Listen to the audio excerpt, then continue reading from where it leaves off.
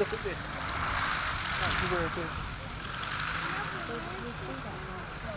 Yeah, so you see them. It's fairly evident that they've been flying with strong dominant wind. But let's fly around the top and have a look at it to see which way to land. This guy has. Let's fly anti-clockwise. Land anti-clockwise. Yes, but And jolly well look out and see if there's anything happening. Once with radio contact the tower. And if you can't, if someone's just about to take off.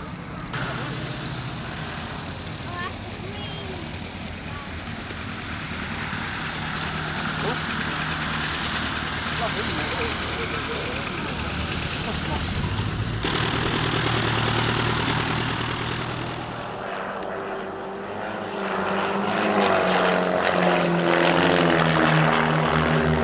Still maintaining that barrel roll, that line abreast, this time down through a barrel roll.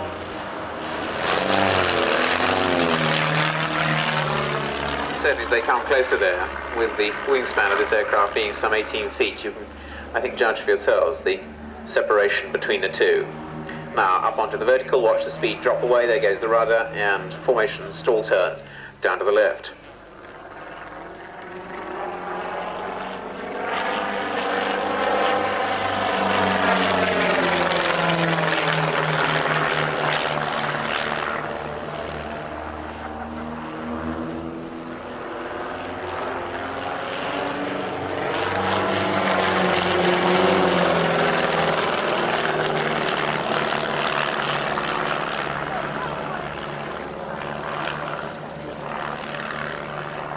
Yes-2A is the larger of the basic split special variants, the two-seat version, and this is both being flown solo, both from the rear cockpit, front cockpits being flown over.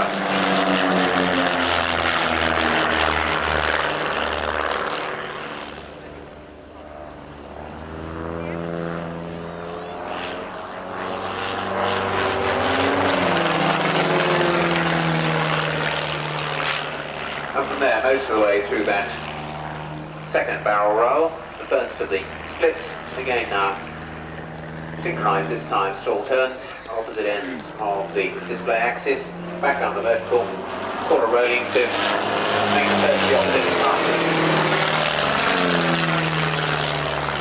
And from there they cross once, twice at the top of the loop, and all the way down to make it 3.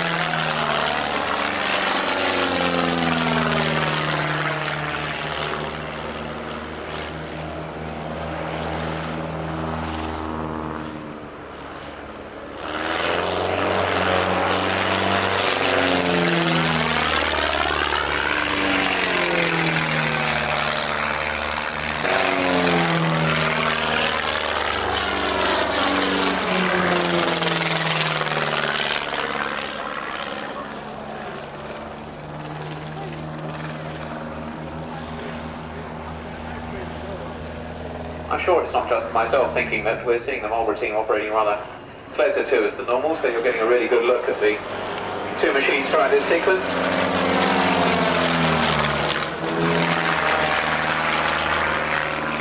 And they're on opposition flick roll,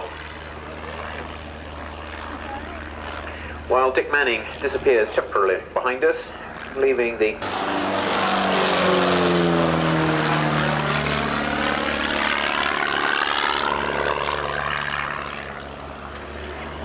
It certainly allows you to see that right side are wrong side up. The message is just as legible.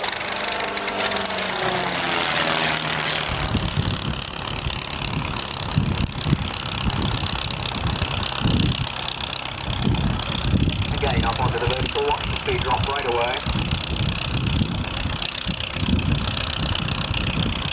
Very slack winds off this afternoon, so no real problems of allowing him to work his coast.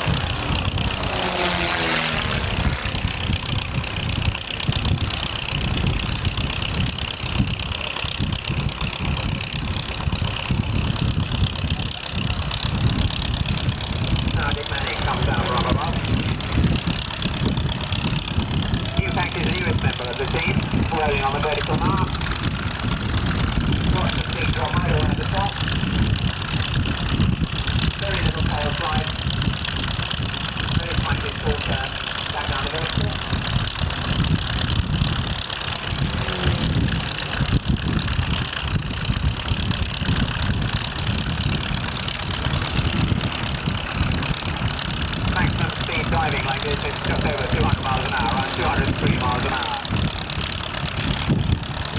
That compared to the cruise of around 145. That's very tight from there. Into its position at the top of the climb. Again, presents the aircraft only momentarily splendid, quarter roll. Fall through. Down out of his harness. Well, the answer's simple to any of their cigarettes.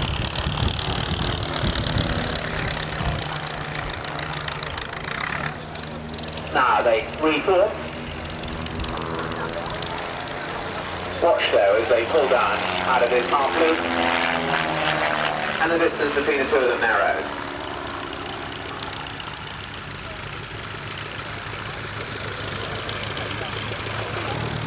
Ian Peacock, as he runs line abreast, pulls up, inverts, and there, makes it.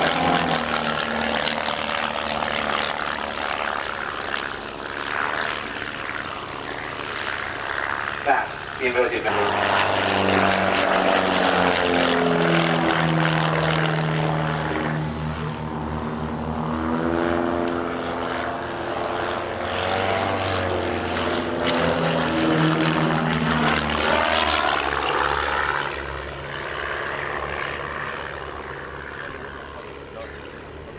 Now again, they're well and truly back into line abreast. Watch now as they run in for the finale of the 1986 sequence, crossing into each other, the final Marlborough break.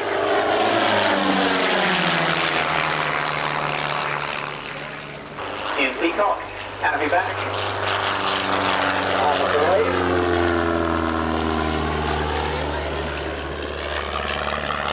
Korea.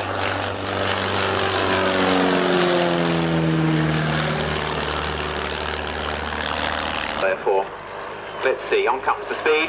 There, he pulls up. Well, once, right there, and 3 times. That place you really could see the ailerons. All 4 planes, of course.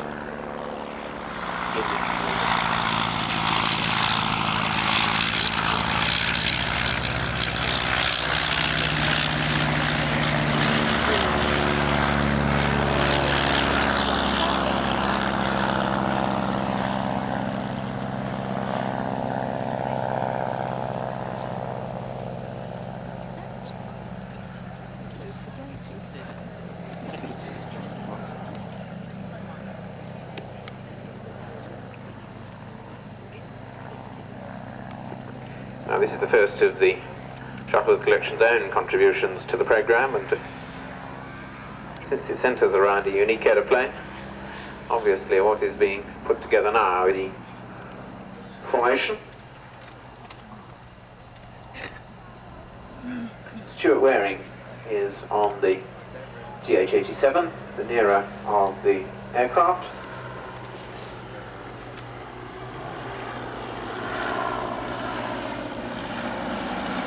And Bill Wainwright flies the 3rd.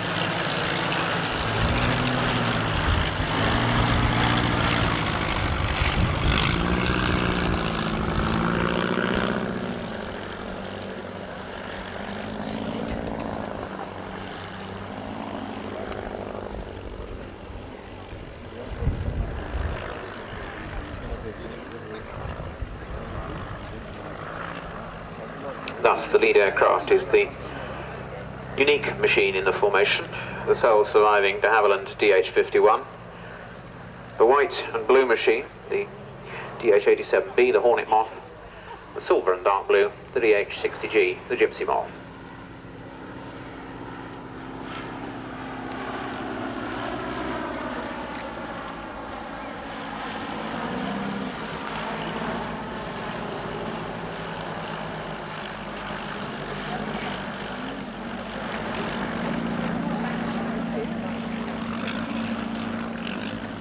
That's why we may have put this formation together once or twice before. I would certainly think not more than that. Not looking quite like this, because this is the first outing of the Hornet Moth. in its new colour scheme. In fact, it was only collected from College of Aeronautics at Cranfield, where it was painted this morning. So this literally is its very first appearance in this new scheme, which has been done at the request, indeed at the expense of one of the aircraft's former owners, it being put back into one of its earlier schemes. You may recall that hitherto we've seen it in cream and darker blue.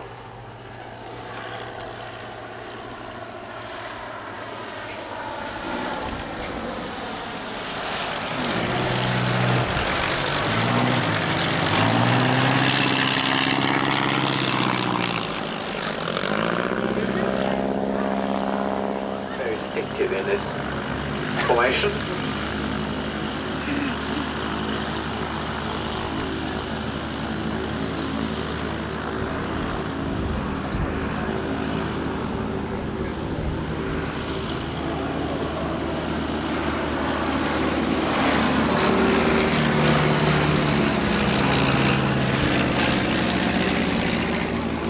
Well, you see, it doesn't want to get too close, the paint is still wet. The 51 was de Havilland's first true attempt to produce an aeroplane for the would-be four-wheel high.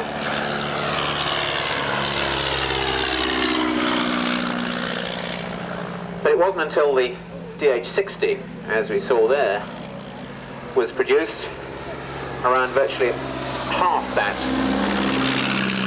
120 horsepower engine that the formula was anywhere near right, whereas the 87, the Hornet Moth, represents an attempt to capitalize on the success of the Moth, to civilize it that much more by offering the comfort of a cabin.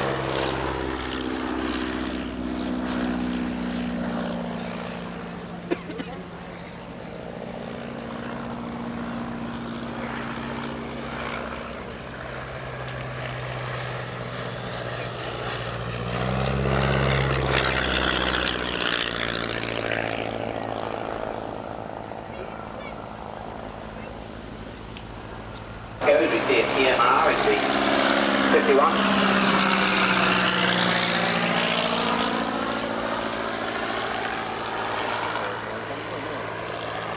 Came ultimately the Gypsy, as here in the Gypsy Moth.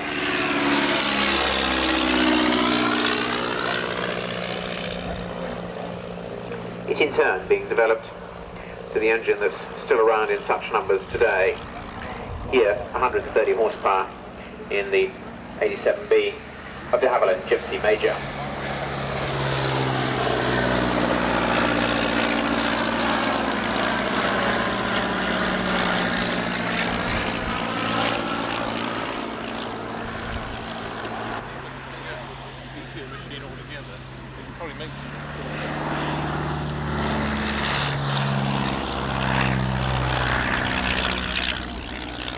On the landing run. Has a movable skid, movable but not steerable, fixed to the rudder, so that it tends to deflect it more in accord with the previous and not necessarily the present direction of travel.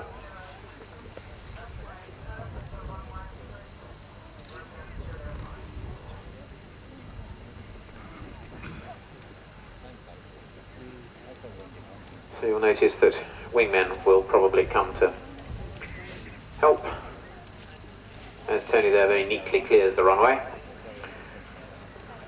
to find room for the younger brethren coming up behind.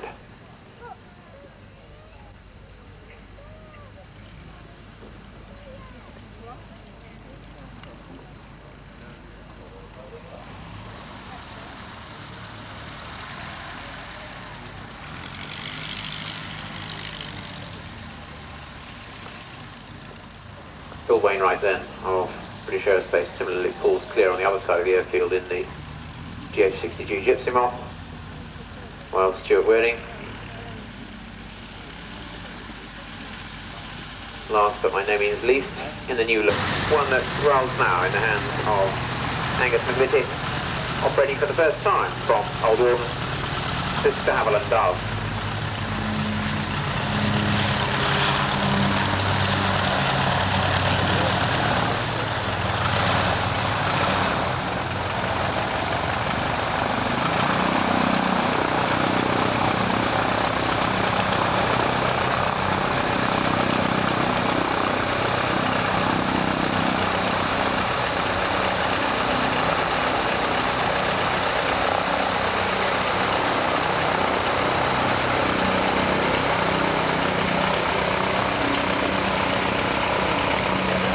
The aircraft currently getting airborne is one we shall come to. It was built in 1956, so we could say 30th birthday we're celebrating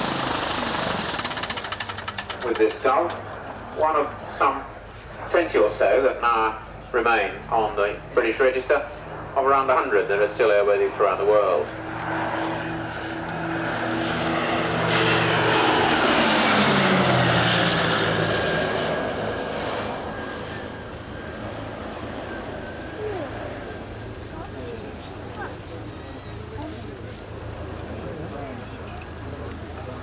This was one of the clutch of designs that came out of the cogitations of the Brabazon Committee, seeking to decide what particular projects, what particular designs the British aircraft industry should be setting its mind to in the aftermath of the foreseen end of the Second World War.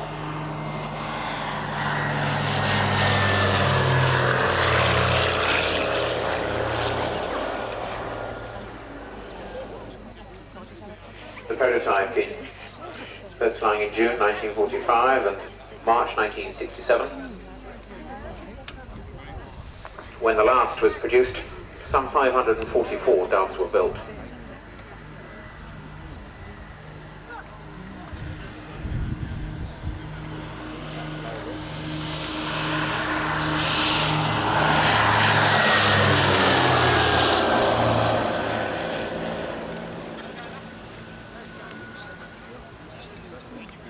This particular machine was originally registered on the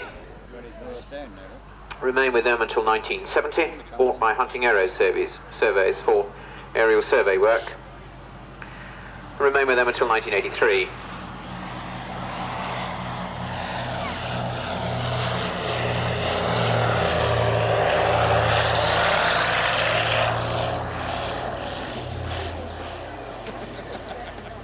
The colours of the former BOAC did not, of course, stand for Boeing Heavy Aircraft Club, as some of the British aircraft industry would have it, but the British Overseas Airways Corporation, one of the predecessors of the current British Airways.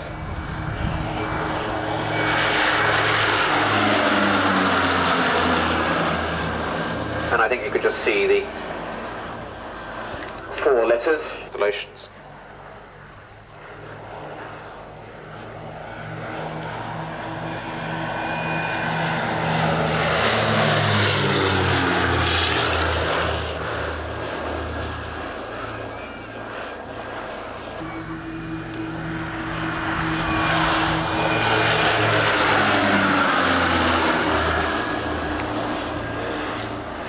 And you will, I think, have noted board with some of his team.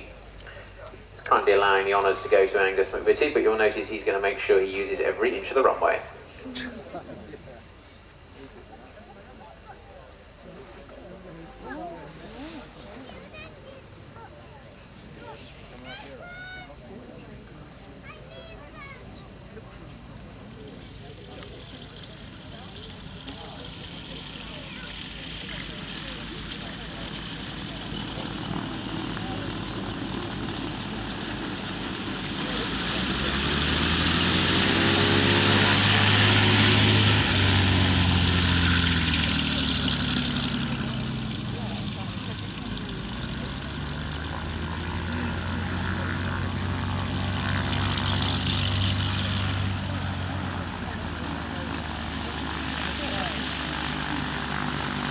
Well, they're the first time that we welcomed this aircraft onto the, I think I can say literally onto the programme here at Old Warden.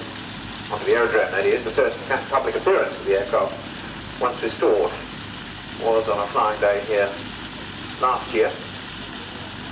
So we're glad to see it most properly joining us on the programme as we turn from the civil historic to the current military, with the first of the Royal Air Force's items on today. Down from about 4,000 feet comes Flight Lieutenant Guy Bancroft Wilson with his aircraft in the colours of 63 Squadron from number 2 Tactical Weapons Unit.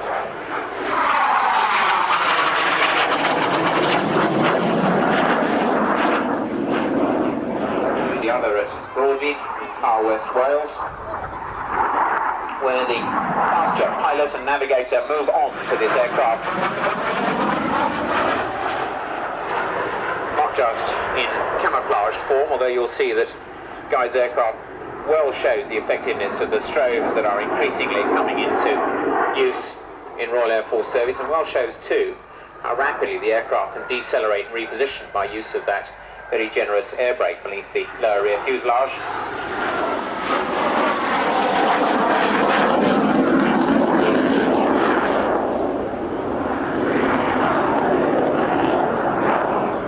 Students come from the Valley, having met the Hawk in the advanced flying training role, and go, in this instance, to Chibnall, same for Broadie, on a 4-month course, when they learn combat flying, tactical flying, and weapons delivery.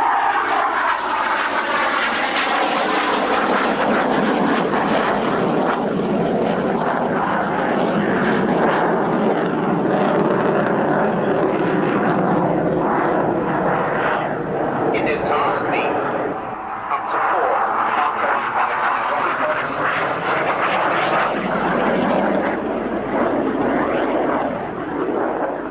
or the same number of practice bomb carriers, up to 28 platforms, being used.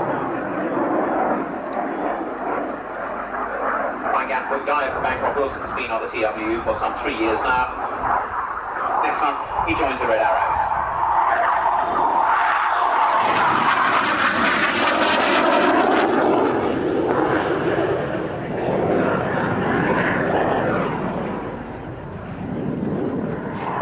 Now, while the Royal Air Force was first to use the Hawk, indeed first delivered to the service 10 years ago, but first to use the Hawk twice over, not only the first operators of the aircraft, but first to use it in the advanced flying training role.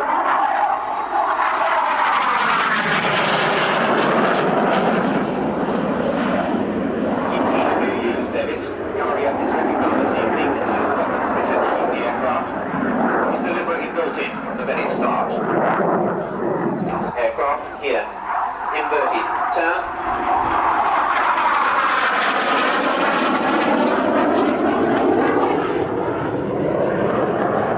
Taking about -3G, and they're very well demonstrating the fluidity of its railing manoeuvres. 89 out of the RAF's 176 Hawks, that's largely therefore the Tactical Weapons Unit's machines, have been modified. The programme's just been completed to take a pair of AIM-9L Sidewinder missiles apiece.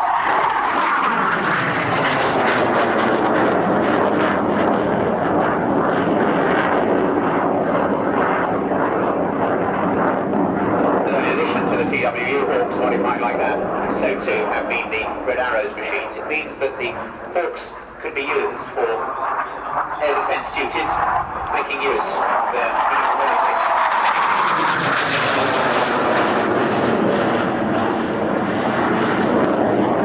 Here, one last fast look at the Hawk T1A.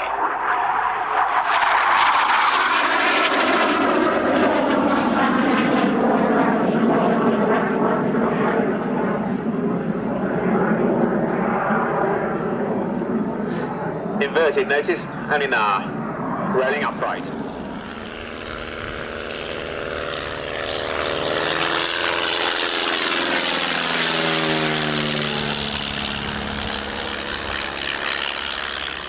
Prototype first flew, in fact, from Brough in December 1931.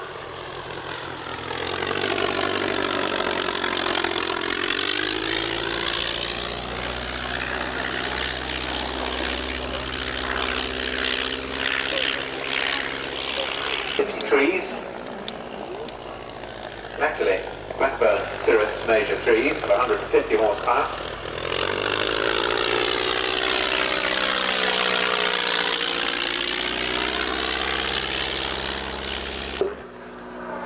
The Focke-Wulf FW190.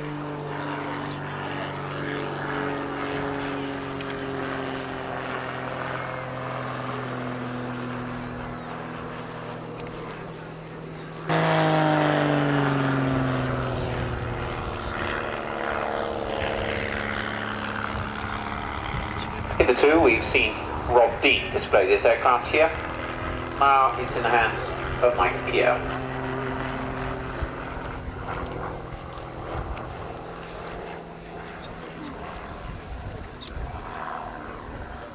It says miniaturized form, because this in fact is a 5/8 scale replica.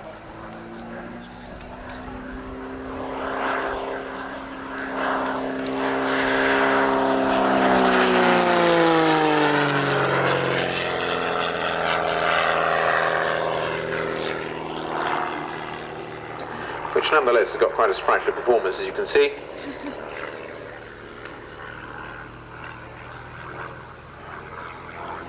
In fact, an American designed and built replica, powered by an American engine.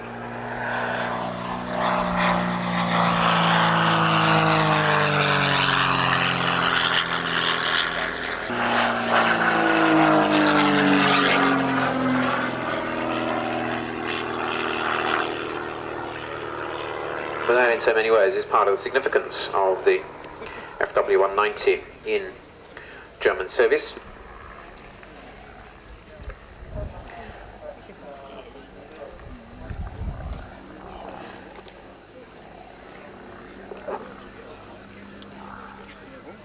The design was originally intended as not much more than insurance against the possible failure of the Messerschmitt Bf 109,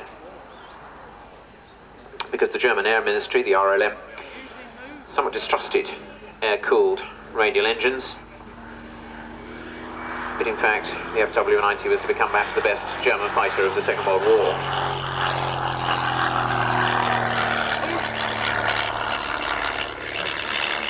On the nose.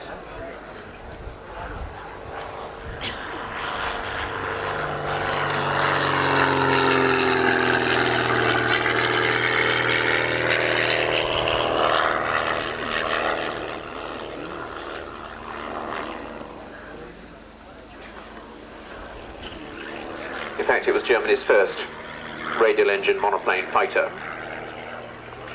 And in spite of any success that it was to achieve, the mistrust of the aircraft saw to it that it wasn't allowed to be flown over the UK until August 1941, although the prototype first flew in June of 1939.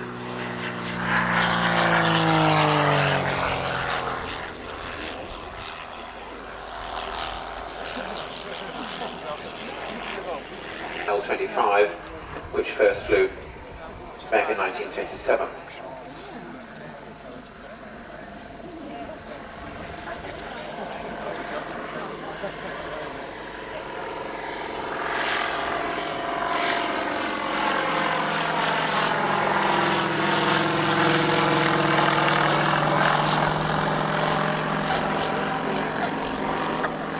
This is plywood covered leading edges here.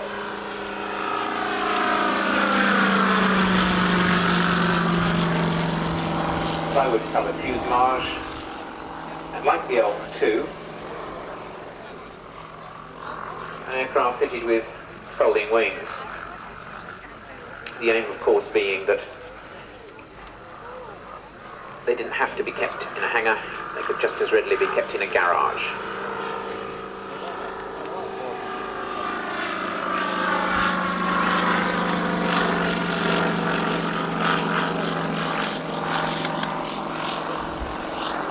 Maximum speed here at Old Warden, courtesy of Tony, its owner, and indeed largely individually responsible for its restoration.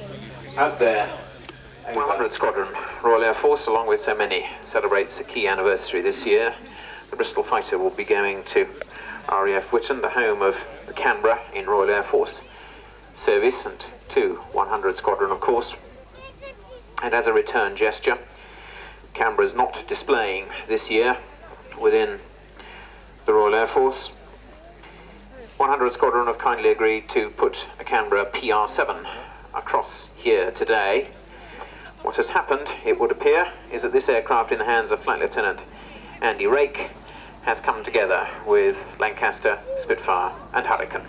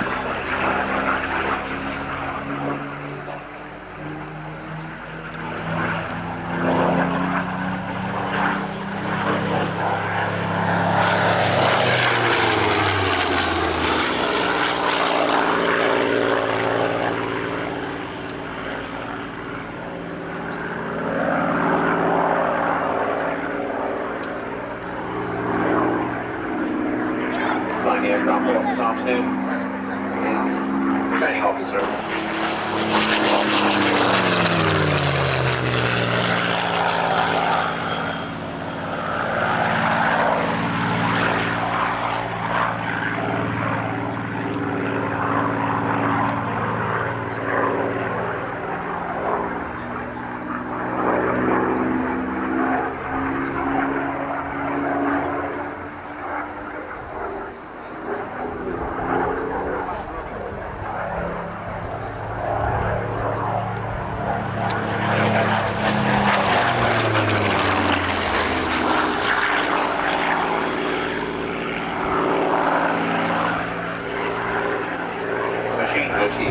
This afternoon is one of the flight's 4 Spitfires, one of the 2 Merlin-powered machines. In fact, this Spitfire 5B, painted this year in a new colour scheme, a presentation aircraft most appropriately in this 50th anniversary year, bearing the name of its designer, Reginald Mitchell.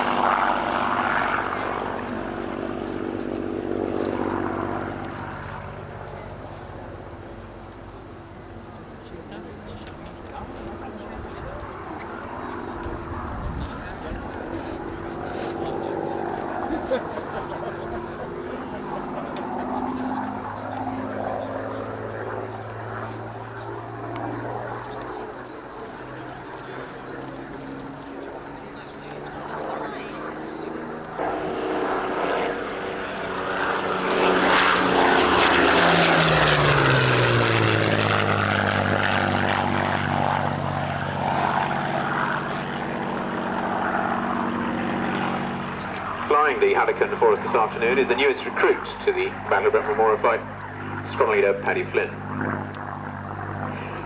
His aircraft too bears a legend, in this instance the last of the many.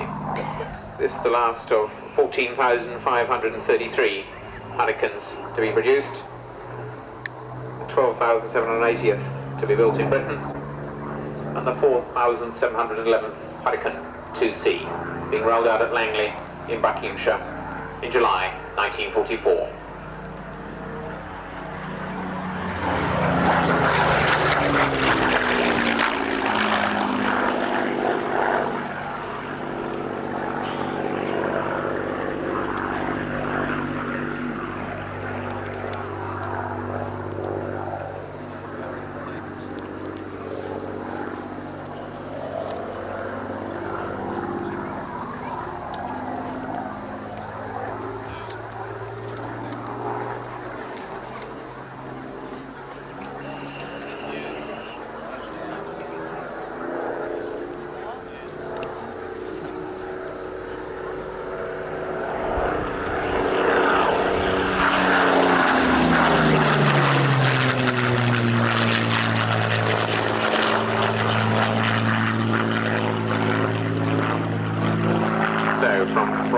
Fighter Command, to Bomber Command, and the very epitome of that organisation, the Avro Lancaster.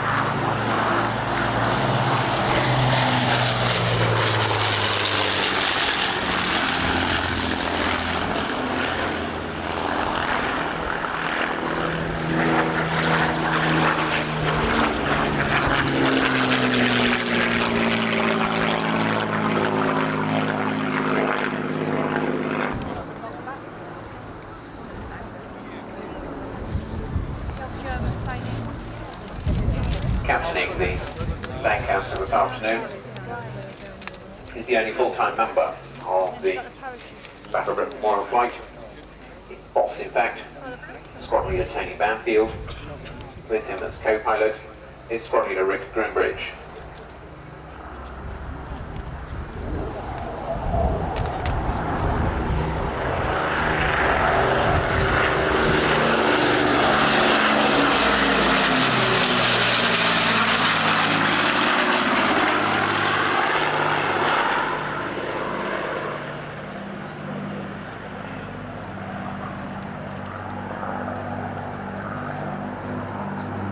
Make out the rest of the crew as Squadron Leader Tony Down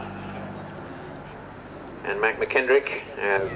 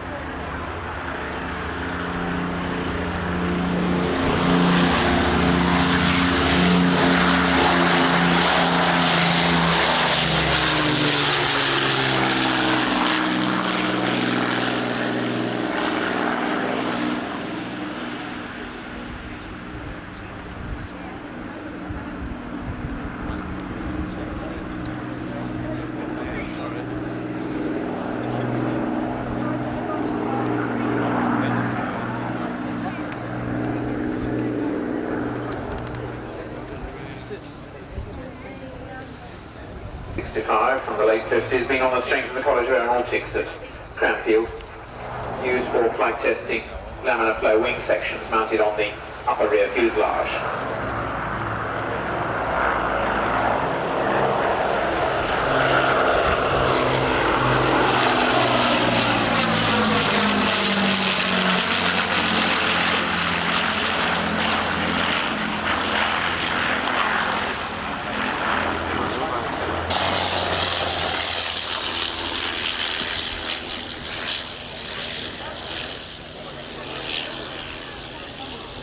Inaccurate PR7, I suggest you march up to their offices and demand a drink later tonight. No, I didn't really mean that. Let's look in turn to Bill Bowker once again on the pump.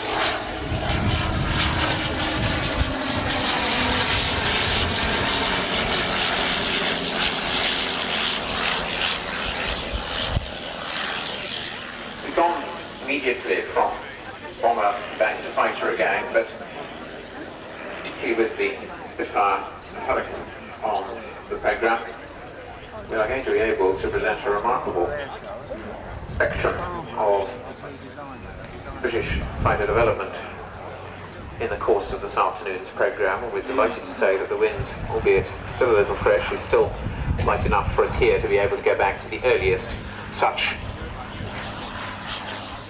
With this machine,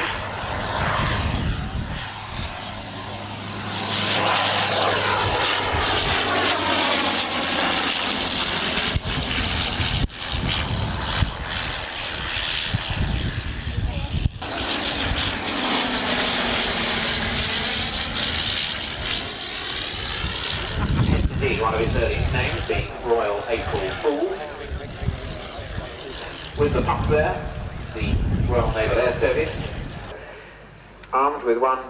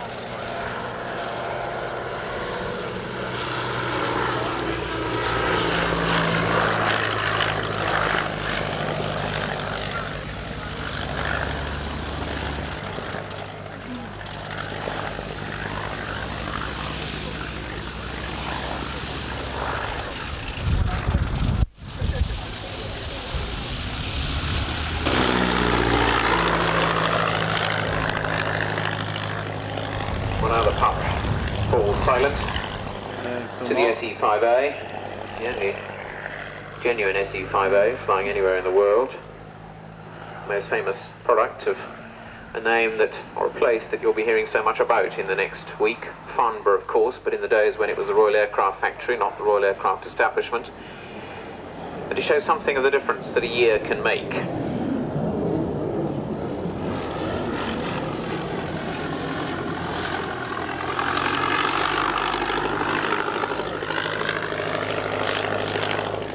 Forces, fighters of the future. In for a simulated roller landing, the Panavia Tornado F2.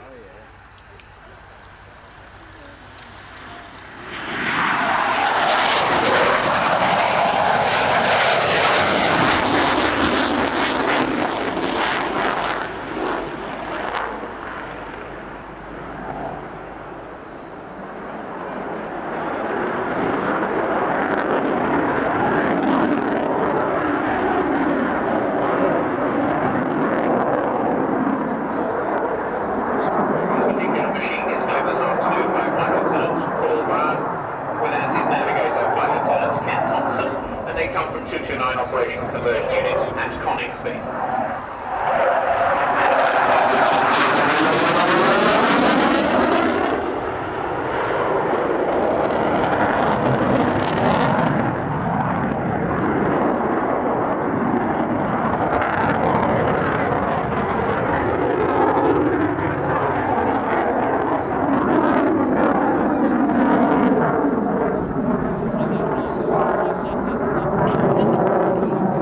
First time that a tornado has displayed at a flying day here at Old Warden. It's the first time that the concept of variable geometry, the so-called swing wing, hence the link with the Swallow to which I referred earlier, has been demonstrated here.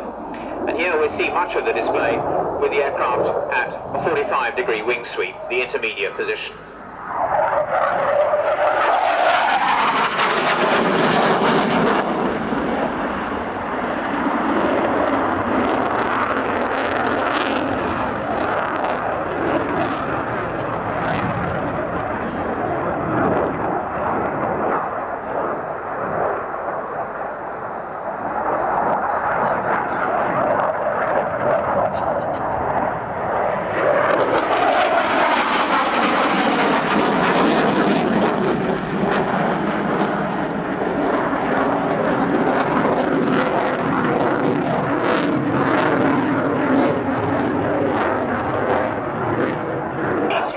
This, however, is the air defence variant.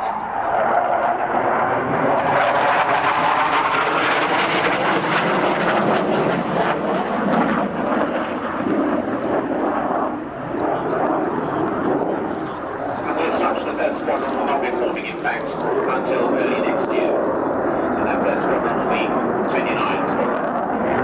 It will do so with the even further developed version. The type we see before us now, the F3. The F2 will equip only the OCU, and they in turn will be returned to the manufacturers to be brought up to F3 standard as F2As.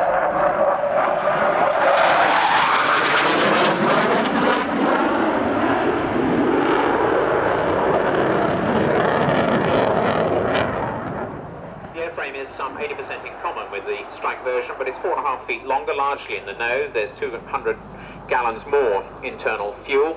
It improves the fineness ratio of the aircraft and indeed its acceleration. In that nose is the Marconi Foxhunter radar that is at the heart of the air defence system. A track while scan pulse Doppler system that allows the aircraft to detect aircraft down to 100 feet and all the way up to 70,000 feet, while the weapons system is different. A single rather than two 27mm Mauser cannon in the strike version, while the air-to-air weaponry consists of 4 Skyflash mounted beneath the centre fuselage.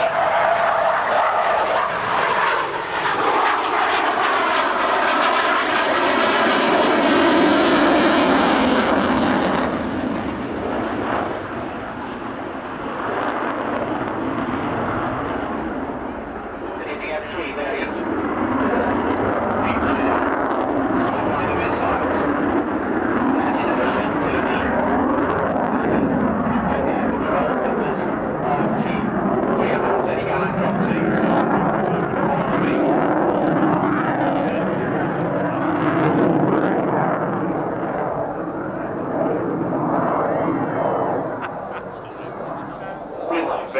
the span goes from 45 feet 7 in the full forward to 28 feet 2 in the fully swept with a high-speed end of the envelope. In the intermediate positions here comes a degree of maneuverability.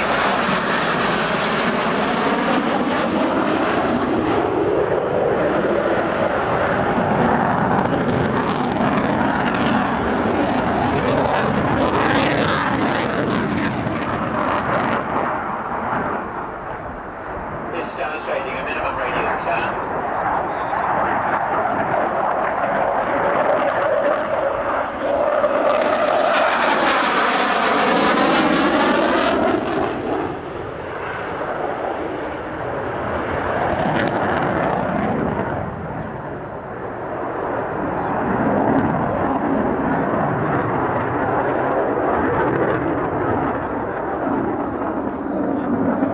And demonstrating too the very striking reheat visible on the 2 Turbo Union RB199s, each of some 16,000 pounds thrust in reheat.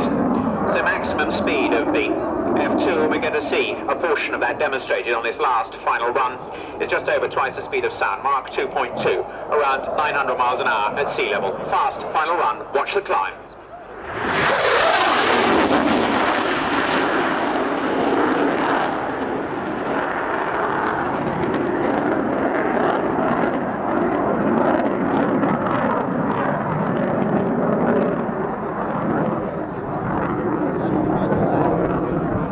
Would like to come along and persuade me at the end of flying this evening that you can find a good home for a Battle of Britain at Home Day poster or sticker. I have some I'm only too willing to give away on behalf of those stations, so you'll have to form the proverbial orderly queue once flying is over. I'll see what I can find you a poster or a sticker, if you promise to find a notice board or a garage door on which to put it. Well, now the departure slot for those who want to leave early, but I hope that that'll be very few. We will excuse those first two aircraft away. That second one there is going all the way back to the Netherlands. The first one away, however, had an American civil registration, so he presumably has got an awful long way to go. I'm not sure there are too many airfields en route between here and there for him to fill up. No, I will tell you that in fact the aircraft came in from, for example, speeds on the climb, height on all the diving manoeuvres. Calls out things like the angle of the turn, and does so much to run the timing of the display, all very important when it comes to displaying very high-speed aircraft in such small confines as Old Warden. Now, he finished his display, what, 3 or 4 minutes ago. We'll now set the stopwatch and find out when the first noise complaint comes through. However, let's look on to the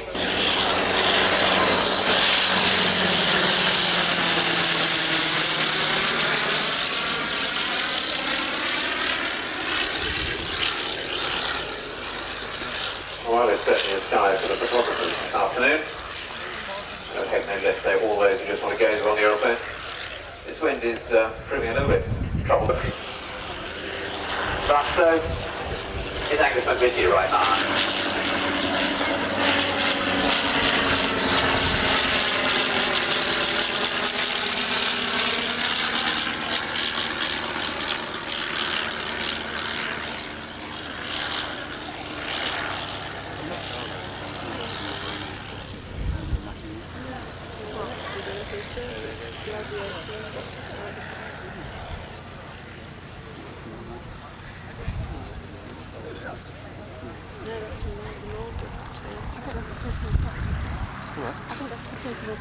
Well, from an 80 horsepower Lorraine engine in the park pits, another Lorraine this time, but 110 horsepower.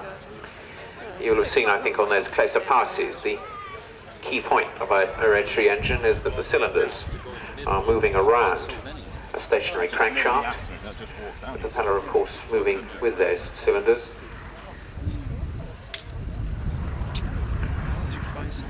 An early means of providing a smooth running, easily balanced engine, but the gyroscopic forces, of course, becoming a considerable problem once the engine size had gone much beyond 150 horsepower. An aircraft in so many ways paralleling the Hawk that we saw a little earlier in terms of its versatility, both initial and an advanced trainer. Angus McVitie on the Avro 504K.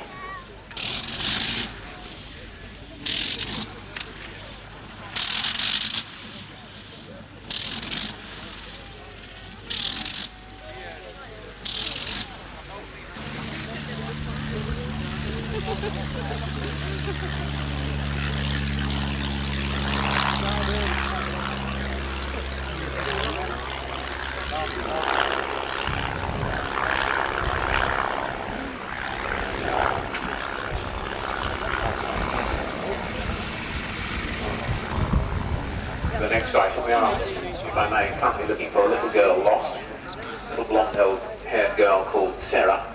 If anybody should find her in the audience, would they please bring her down to the control building here, there to meet up with her father. Those of you who are otherwise looking up above at the Miles Manchester.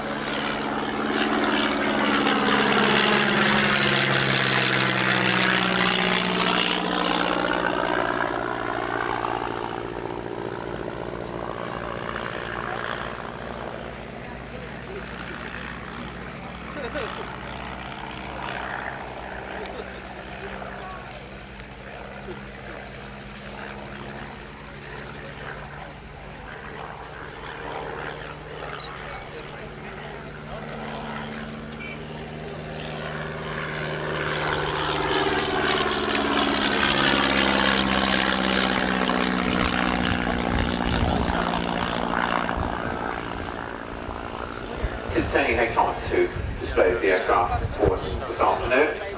The aircraft, of course, being another of the Shuttleworth selection machines.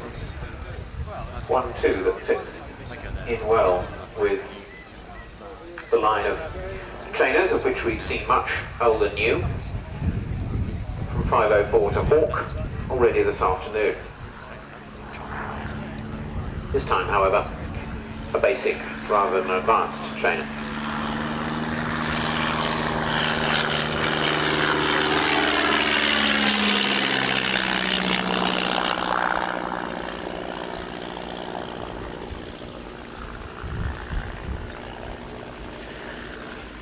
Basic trainer often means, of course, no provision for weapon carrying, but in fact there was a period when such a role was contemplated for the Magister.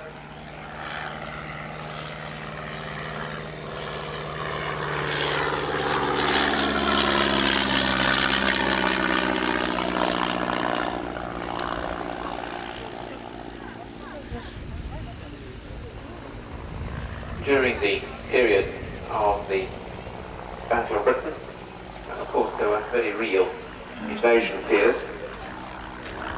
In fact, in June 1940, some 15 Magisters were converted to Maggie bombers, equipped with racks to carry 8 25-pound bombs beneath the centre section of the fuselage.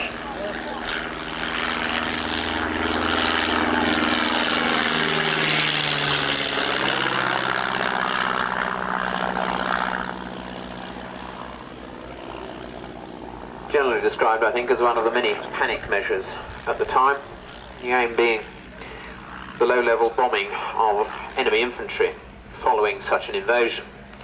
But of course, to get that low, to be that accurate, it leads you to wonder what the enemy infantry would have done with their rifles to the Magister.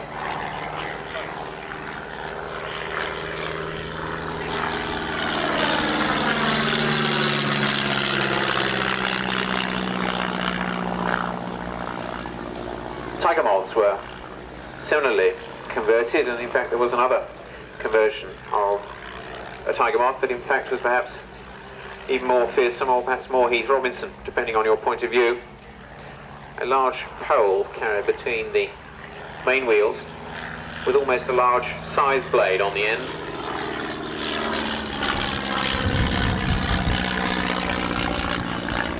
The whole device being hinged at the forward end, between the undercarriage legs, dropped down into the vertical position, being known as the para slasher, the aim being that the tiger moth, so equipped, would fly in and amongst enemy paratroops, trying to cut to ribbons their parachutes.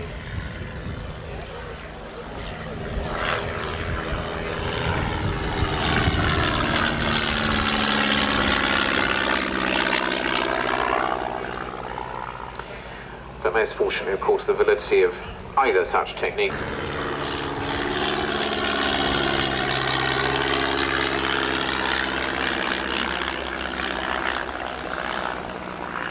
Ironically in many ways, because it could be said that the V2 is the more modern of the three designs, or the most modern of the three designs, using so much metal in its structure, deliberately so as to withstand the rigours of the training task. The Magister, of course, by contrast, looking the most modern, but in fact, in constructional technique, the most archaic, in terms of being entirely of wood. School, the Aircraft and Armament Experimental Establishment at Boscombe Down, and the Air Transport Auxiliary Headquarters at White Waltham. Also used by some 40 fighter squadrons as a communications aircraft, and by various station flights and operational training units. There, as Tony brings in the aircraft to remind us.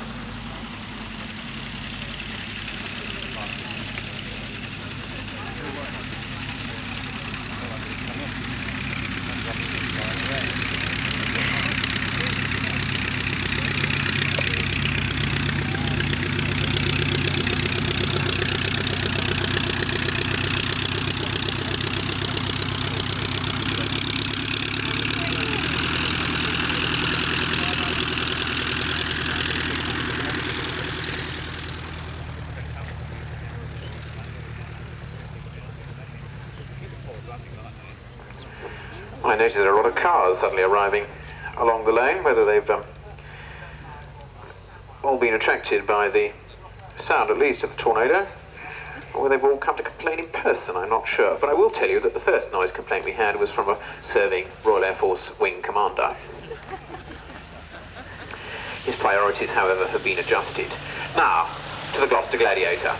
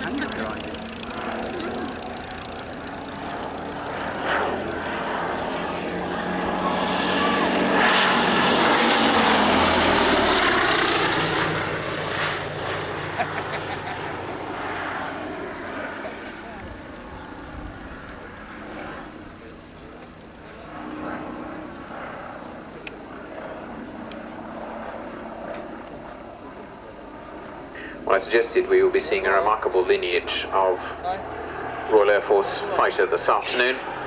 We're back on that track again with this machine.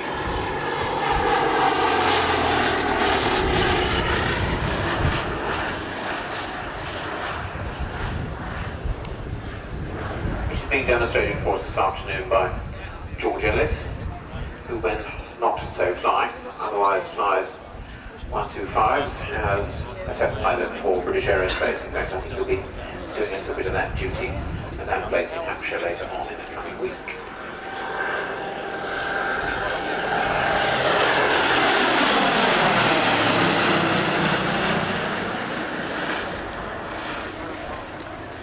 The only airworthy Gladiator in the world, and the last biplane fighter in Royal Air Force service.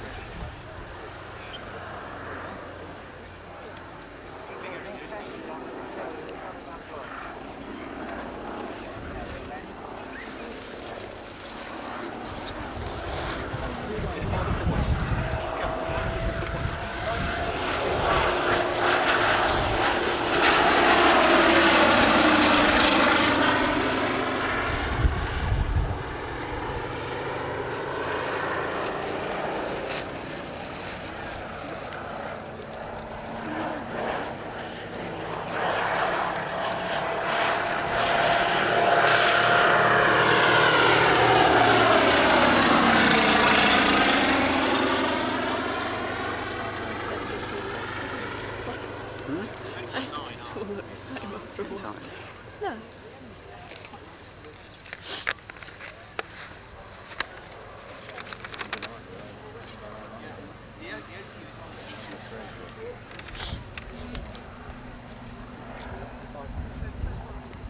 Yeah, it's ran by the container.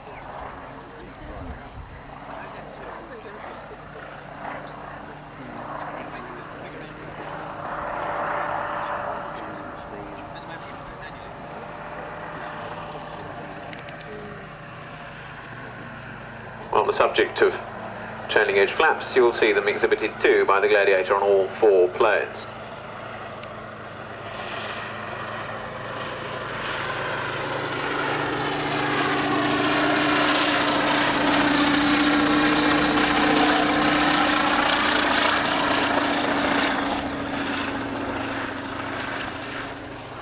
Indeed, it is its slow flying capability and thus short field ability that allows the Gladiator to serve in the night fighter role, and indeed with the fleet arm of the Royal Navy aboard some of the smaller escort carriers in particular.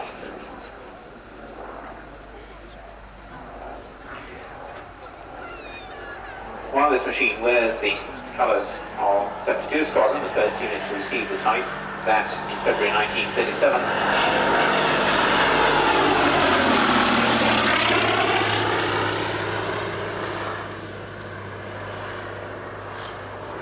and so of course evokes the very colourful 1930s. The Gladiator, for its time, had a remarkable wartime record, and not just, of course, with the Royal Air Force.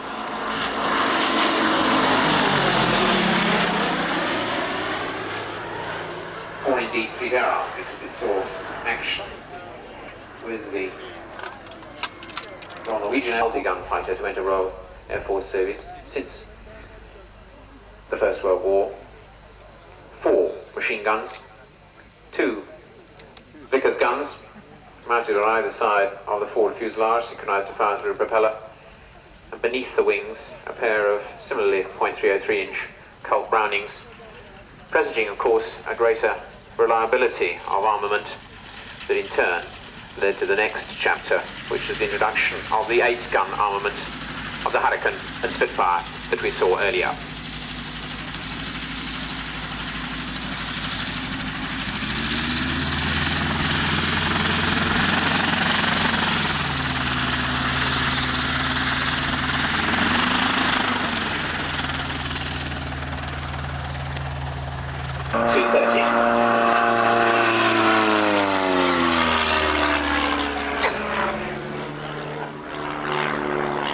Well, if you thought the Hits had a very vivid performance, the new generation of purpose-designed and built aerobatic monoplanes is proving that the Hits is beginning, in fact perhaps already has had its day, and the Extra 230 is perhaps a typical such example. This is the only one of its kind in this country. 3-4 points of a climbing hesitation roll, followed by a flick, still climbing on the 45-degree line, inverted, falls down through. The only one of its kind in Britain, and one of just 8 in the world. There's a relatively slow aileron roll, pulling up into 2 more in this 45-degree inclined loop. And there, again, very fluid rolling moment. With Nigel Lamb, of course, having been one of the... and there's its stall turn performance. And how about that on the way down? Nigel Lamb having hitherto been one of the Hits pilots on the team, but he and the team leader, Philip Mason, represented the British team, or represented Britain rather, in the very recent World Aerobatic Championships at South Cerney earlier on this month. In fact, Philip took first place in the British Championships, Nigel took second. Down the 45-degree line, rolling as he comes, twice, stopped very precisely on the up on the vertical, rolling as he goes, checks the aircraft in plan view, unwinds very slowly as he again checks the aircraft, powers it round that stall turn, and there's that vertically downward rolling moment.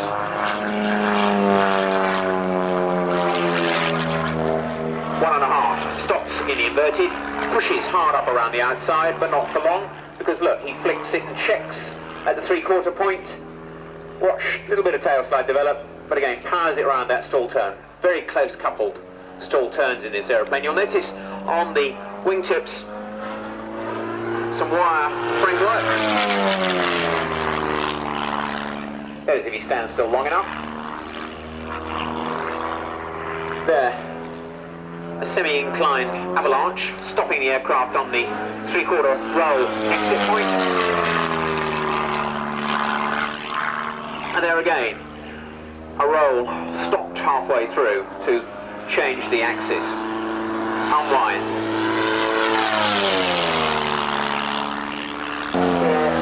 Point to head station roll, holds it there. You'll notice therefore now the transparent panels beneath the aircraft. No, they've gone again, I'm afraid, but there you see the upper view of the aircraft, solid red, contrasting with here the solid white. See what I mean? So as to make it that much easier for judges to assess which way up the aeroplane really is. But there you saw the transparent panels, not for long. They too linked with allowing the pilot to sight the aircraft as precisely as possible within the so-called aerobatic box, 1,000-metre square box on the ground. Infringing the limits of that box earns very large penalties in competition. And that wire framework too is to allow Nigel to align the aircraft with the horizon so as to make sure his 45-degree climb and dive is precisely there. See what I mean? 200 horsepower Lycoming engine. Climb rate 3,000 feet a minute. That's 1,000 feet better than the pit. And compared to the pit's maximum speed of some 203 miles an hour, the extra 230 can make 250 miles an hour. Perfectly symmetrical width, no dihedral, no incidents, placed mid-fuselage, all to help maximise the vertical performance of the aircraft, maximum penetration. And indeed, as I think you can see from that split performance there, underlining that the aircraft's designed to work just as well upside down as it is right side up. The pilot, of course, isn't, so it's quite a demanding task with a roll rate of over 360 degrees a second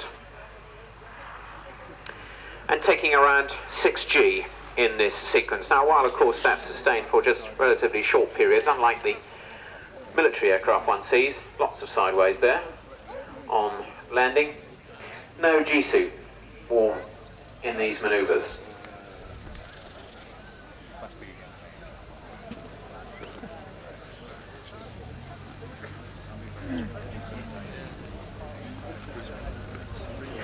Well, there's something of the performance of this aircraft and Nigel there that helped the British team come fifth out of the 17 countries competing in this year's World Aerobatic Championship. So a chance, a very new chance for you to be able to photograph this aircraft close to as it comes now to part of the EEC finance ministers.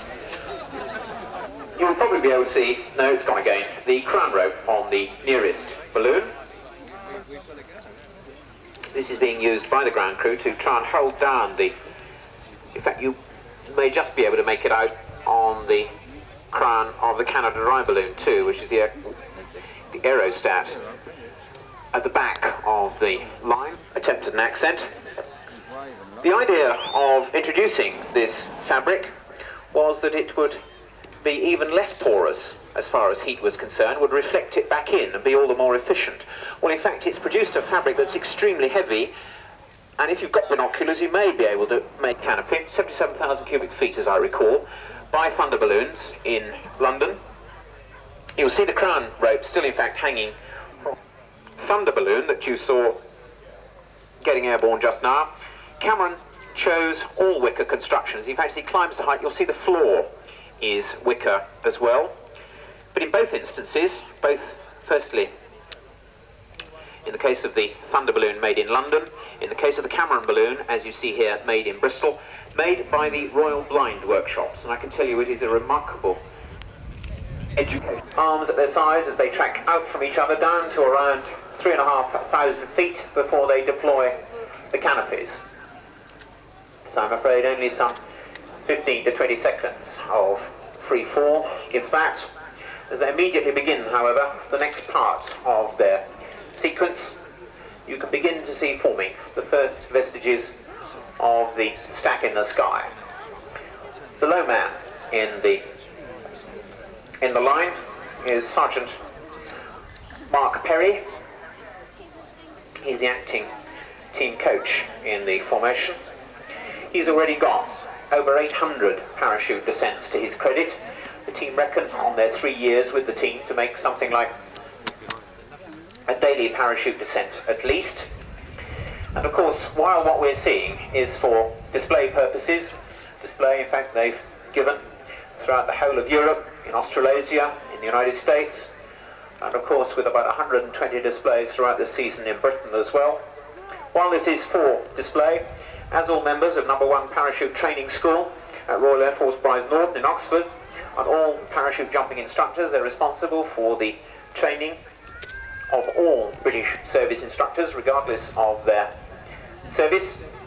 And indeed, while the membership of the Falcons is regarded as a key milestone in a parachutist's career, parachute jumping instructor's career, it's seen as many as a necessary stepping stone to go on to the zenith of their parachuting prowess, which is to go on to join such as the Parachute Regiment, the Royal Marines, a Royal Air Force Regiment, Field Squadron, or indeed such as the Special Air Service. Because while we're seeing this for display, imagine too this as a means of putting a small, lightly armed party covertly into a drop zone, anything up to say 20 to 25 miles away from the exit aircraft, out of which they would have come at about 35,000 feet, potentially by night, unheard, unseen, undetectable by radar.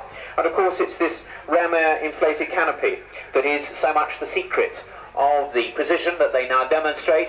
This is the parafoil canopy they fly this year, a new one, in fact, to the team in 1986. 7 cells joined on their long sides, open at the leading edge, providing a forward speed of up to around 25 miles an hour. And all of that speed will be shared in the last few feet as Mark John Perry now turns upwind and steers down. The rest of the stack, trying to stay close behind him, steers down as close as he can to those 2 crosses on the drop zone. As you can see, a little bit frisky down at these lower limits, but in he comes to the drop zone. There, watch as he does a neat stand-up on the first cross. Sergeant Mark Perry, in his wake, Barry Charnock. Then in comes Andy Stalker, then the deputy team manager, or rather the team manager, Flight Lieutenant Rick Anderson, with Sergeant Chris Francis, then the team leader, Flight Lieutenant Derek Warby, Sergeant Roger Huskinson, Ken D'Souza, Chris Headley. And now picking their way amongst the canopies, everybody trying to clear the drop zone as quickly as possible. Gordon Bucknall last, but by no means least there, very neatly into the final stand-up, Sergeant Robbie Blay. Now, having got all the team down, it's helmets off, shed their canopies. They join up then with the rest of the drop zone party who've been working for some hours here already to help make this arrival as precise as they hope their reputations will allow. Flight Lieutenant Vic Last, Sergeant Steve Blackmore, Sergeant Steve Cowell, they all join up for the salute fronted by the team leader, Flight Lieutenant Derek Warby. To complete the picture, the handover from 32 Squadron, Flight Lieutenant Chris Whitbread. And a salute for Royal Air Force Falcon.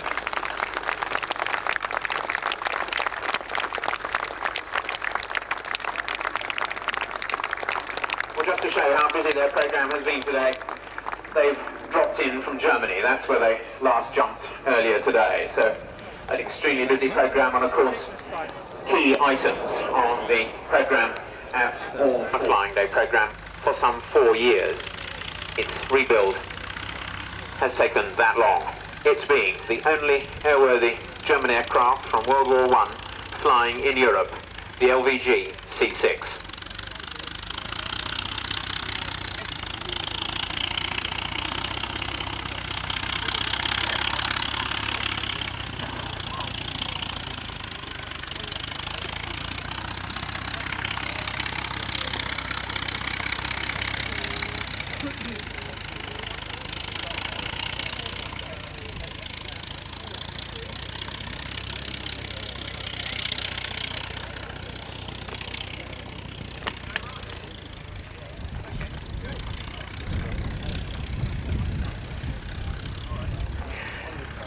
Well, a further footnote to the appearance of the battle.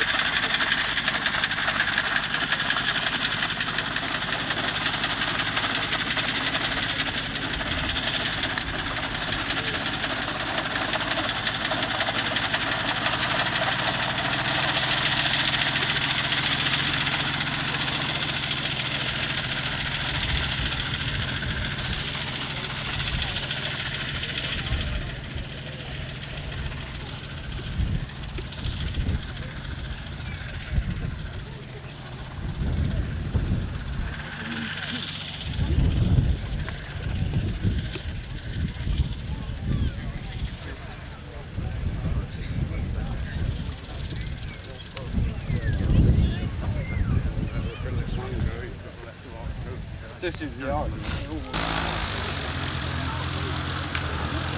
Rolling then, the LVG C6.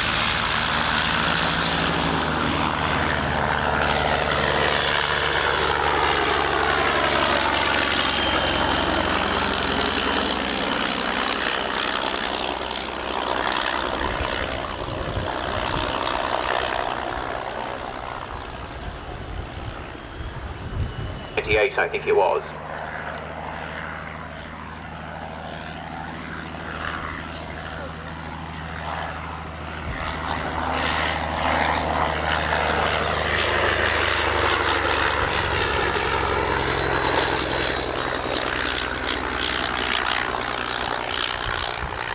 Wings.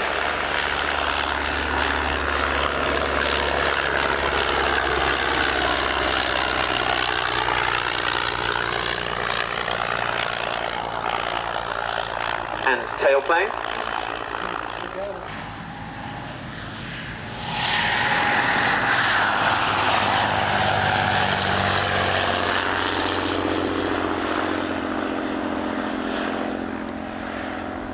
On that, Allied scouts, fighters from above.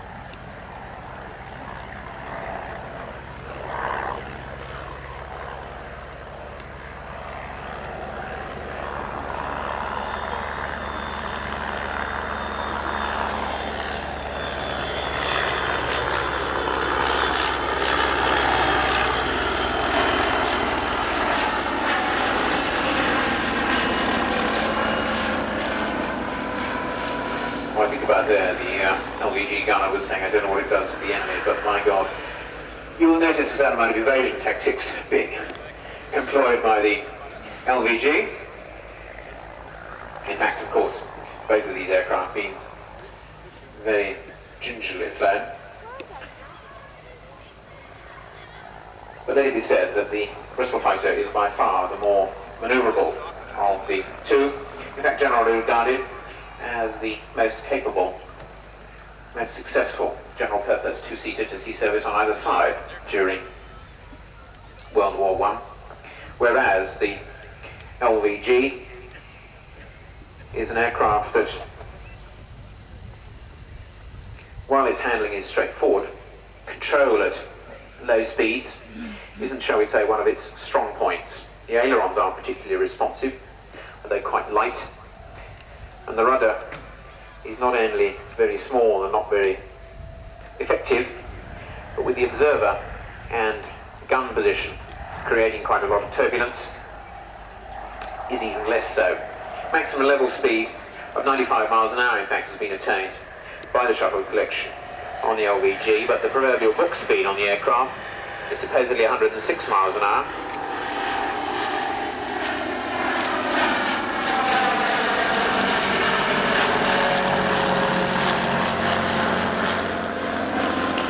As you can perhaps see, that limited rudder control means that about 1,000 of them built up to the end of the war. About 500 of the earlier Mark V and this Mark VI in service by the time of the armistice.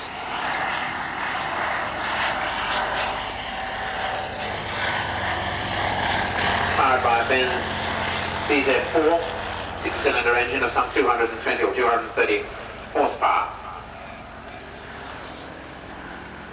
And this again.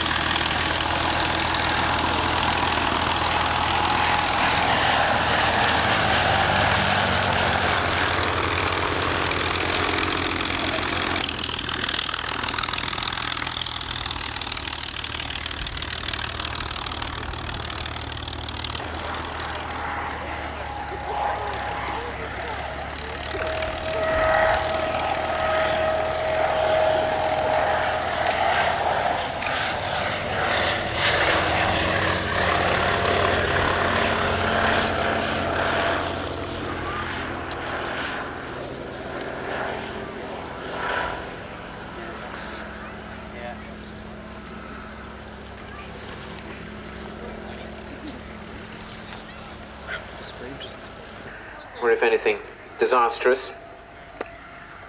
6 F2As of 48 Squadron were involved. 2 of them shot down by Manfred von Richthofen.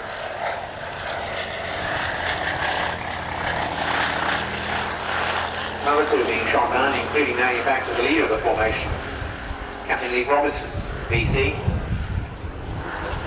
And there were more losses to follow, until by the end of April 17, it began to be recognised that pilots are making the mistake of flying the aircraft in the orthodox two-seater fashion. The pilots had scored between 20 and 30 victories. And very significantly too, at dawn on the 1st of April, Bristol fighters of 22 Squadron flew the first sortie of the then brand new Royal Air Force. So in so many ways, of course, very much the predecessor of the newest two-seat fighter in Royal Air Force service, shortly in fact to come into squadron service, the Tornado that we saw a little earlier. This, the Bristol F2B, the Bristol fighter, the Brisfit.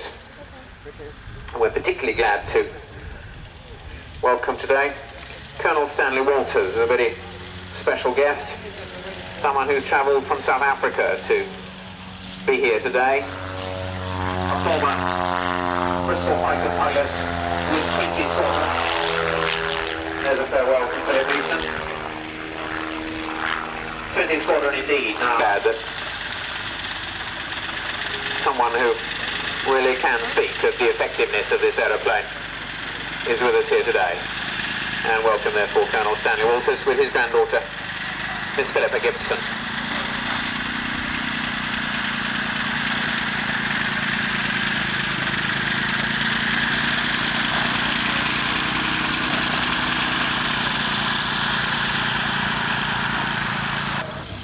Sunday, the 28th of September, when such things as Thunderbolt, Kitty Hawk and Mustang will be on the flying programme too, as well as a dozen traction engines and a large number of vintage and retro motor cars, not just the collection zone, indeed.